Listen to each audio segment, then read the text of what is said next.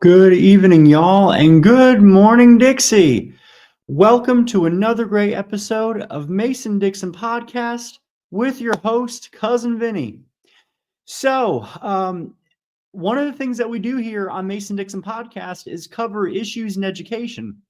Well, New Jersey has been a hotbed the last few years due to recent issues with the NJEA progressively becoming more involved in left-wing politics, as well as getting away from education and entering the dark abyss of indoctrination. We dealt with drag queen story hours. We dealt with 100 and Central having private drag shows. Now we're dealing with another very troubling topic.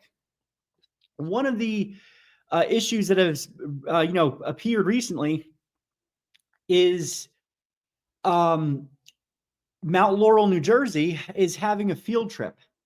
And how many of us, when we were in school way back when, before all this nonsense existed, we'd go on a field trip, we'd get all excited, and it was a fun time.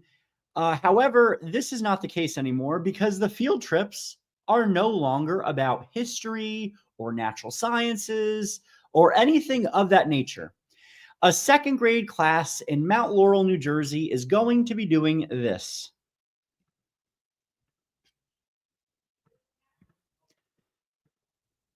Second grade class trip to the Alice Paul Center for Gender Justice.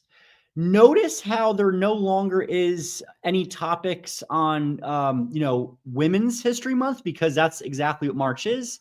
However, the idea of being a woman is now considered to be highly offensive. So as a result, what's going to be happening? Seems like the school is going to be focusing on anything but women's history. Alice Paul was a women's suffragist. That would have been more appropriate to talk about. She was from New Jersey.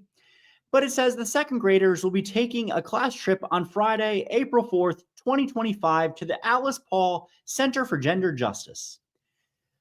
The cost of the trip will be $8 per student. Please send in, quote, cash only. I wonder why there's cash only. Usually with New Jersey wanting to become a cashless society, that right there is a red flag. By Friday, March 28th, 2025, along with the enclosed permission form filled out completely. We will leave the school around 9:30 a.m. and arrive at the Alice Paul Center around 10 o'clock. Upon completion of the tour of the center, we will go to Laurel Crest Park for a picnic lunch. Please have the students pack a full disposable lunch that day. No glass bottles or fancy water bottles. Everything must be disposable. There will be no parent chaperones for this trip. If you have questions, do not hesitate to reach out. Sincerely, Miss Rulo, Miss Ron, and Miss Bendorf. A lot of things to unpack here because this is just really bizarre. Aside from the slight grammar errors in this written piece, why is there not an itinerary of what's going to be talked about, what's going to, occur there? So that right there is kind of like, all right, they're kind of keeping everyone in the dark. Something's kind of going on here. The fact that they're talking about water bottles, so I'm guessing if it's beyond a certain type of plastic, you can't bring it. The picnic lunch, you would think that they would provide something. But no, my advice to parents, keep y'all's children home from this event because it does not seem like something that would be appropriate. It also seems like it's going to be delving into more adult topics. And if you look at what the Center for Gender Justice wants to teach, let's look no further than their definition of gender justice. It goes on to say a concept that promotes the full realization of rights and opportunities for people of all genders. Notice how they don't focus on men and women separately. It seeks to realize equality for all terms. It seeks to realize equality in all terms of rights, responsibilities, and opportunities. It aims to address the root cause of, quote, gender discrimination and ensures that women, notice that there's no men in this, women and people of all oppressed gender identities are not excluded from the full enjoyment of their human rights.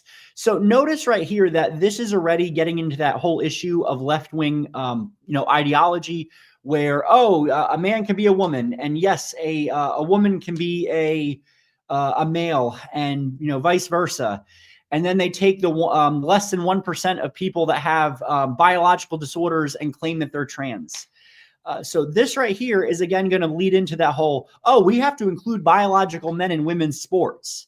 Things like that are, a hot topic issue where men clearly have an advantage over females in those sports. So by them simply putting on paper that they're a woman engaging in that sport, that right there is what this wants to encourage, which I think is absolutely appalling. Where is the outrage on this? This should definitely be a wake-up call, because I know Mount Laurel is one of those deep blue areas where, there's not a lot of involvement in the school system. CRT and DEI is rampant. This is definitely a call to action to the next school board down there to really, raise hell about it. The New Jersey Project has been wonderful about raising awareness to what's going on to this, as well as the Chaos and Control Substack. Definitely a huge issue that we've all got to be cautious about, because if this is happening here, what's not to say it's happening in Pennsylvania as well as in other states as well. So that's really the one thing that's been going on that's kind of been like, oh, wow, this is going on in New Jersey. This is pretty bad. The other thing that has been happening as well for this quick little news segment is Scott Presler's been in New Jersey, and the outturn of events has more or less been the same group of people that have been following Scott. He's been going to deep red towns, and usually you'd think there'd be an entire room chock full of people with a line out the door. That's not been the case. There's also been a lot of outrage with Scott and his recent behavior, as well as how he's more or less taking a stance that's hinting that he is supporting Jack for the New Jersey primary. Jack Ciattarelli, anti-Confederate, anti-history, anti-veteran, pro-jab, pro-mask, very left-wing, supports Nikki Haley. Scott's been silent on this the entire time, but a lot of his actions where he's been doing a lot of events and focusing on the Union County Republicans is really telling, because the Union County Republicans has a lot of people that they try to put Jack up on a pedestal. They've been promoting Jack. They've been having him at all his events for the longest time. And it's really been going on for a while where they made it clear that they support Jack. They don't support any of the other candidates in New Jersey. It's going to be an ugly primary, that's for sure. A lot of people, they don't really know who to side with, but I know the common consensus when I'm polling people and asking questions, they do not like Jack and they do not like Bramnick. Jack is definitely the number one that they're like, no more. We don't want him. He's already ran 3 different times. We don't want him running again. Let's vote for someone better. They want better candidates. But the establishment Republican groups, they tried to stonewall a lot of these issues. And when the Union County Republicans took their vote, it was more or less fixed. And a lot of people were complaining about that online. A lot of the New Jersey Republican Facebook groups are blowing up about how they do not want Jack. And a lot of the people that worked on his first campaign, they were sort of sleazy, and they're kind of back with a vengeance. There was a woman on his campaign that she took her car after he won. She was very drunk, and she ended up going into a ditch. Thankfully, nobody was hurt, but that could have been ended badly for her and the other people on the road. There was another gentleman who had a rap sheet, and he was involved with the campaign. Another person as well who is very much pro-BLM. Jack himself has supported the NAACP, and he supported Nikki Haley, having her come out here for an event. You have a lot of these establishment in New Jersey, and nothing is changing. And Scott Presler's attitude is pretty bad, where he's just like, oh, just vote red, just vote Republican, but don't look at what they value. And a lot of the things that he's been supporting here on X, he takes people that are very liberal and saying, oh, from blue to red. And that right there just shows that it's a uniparty. I myself am no longer a registered Republican. I've long given up on that. I've, once believed that lie a few years ago that it was somehow Christian and conservative, and it's not. You also have only one person in New Jersey that was even worth anything, and I wish he would run for governor, and that was Parker Space. Wonderful guy. He was the only person in the New Jersey Senate that stood up for our Southern heritage and our Southern flags. When that nonsense happened in 2015, he responded by proudly standing by his Confederate flag tattoo and he proudly posed with the Confederate battle flag at a concert.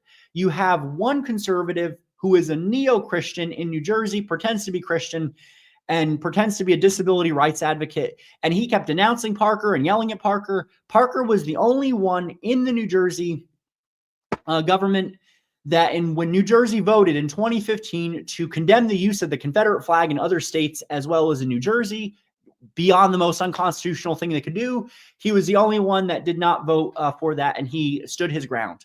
Everybody else, including the Republicans, went granny panty, virtue signaling liberal on that issue, which was very telling of the uniparty and what it's become.